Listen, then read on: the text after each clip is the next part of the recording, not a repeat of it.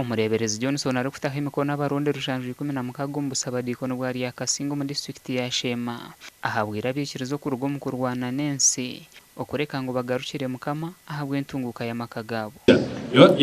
iki ni ikimanya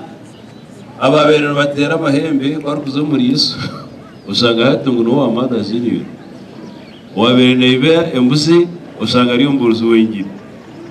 wabere natera umukazi usanga namusisera umukazi wabere yakoma kutaha onka ibakizo muri Yesu nari umukazi yazo muri Yesu uza kureba inyenza kare nubakira mukamwana wabo bambe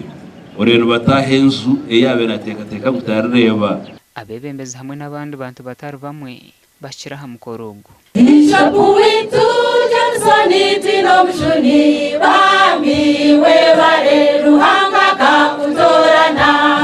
arihero chiri gukore takamari zagumizamu kuburengiri zamukagire mu muyoborerezi okugumizamu kumarira etari kibo marisa no makanisa tindi itunga Kasinga gisubira Uganda kwa katini simo munga buno moya wayokozire kandi ubuhagizi bwo kutagira kandi n'umuntu ukorwa ya Kasinga kidukonere kubanza kurambuza wareba umuntu ukorwa aha n'icyo muri kubanoreba n'amabisa bitatan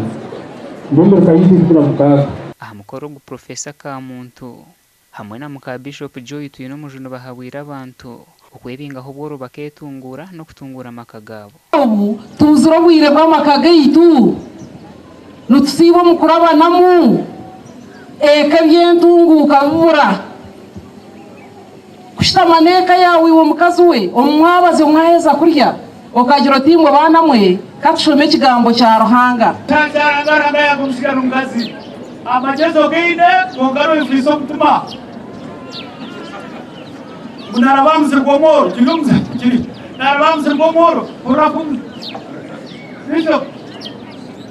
turumana kari umuntu wamanye yarabamze rwomoro yashanga kwina mahwa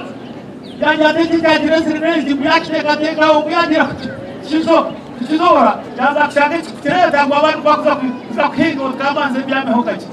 ubwa hato busaba dikono bwa ya Kasinga bimukize kanisa rugogoma kandi umurebereza simiro murumo ogukombeka hekaru ya mukama